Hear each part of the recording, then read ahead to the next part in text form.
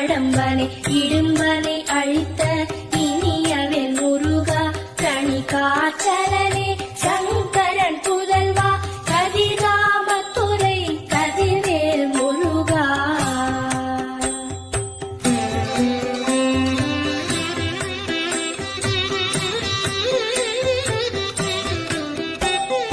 பழனிபதி வாழ் பாலகுமாரா ஆவினன் குடிவாழ் அழகியவே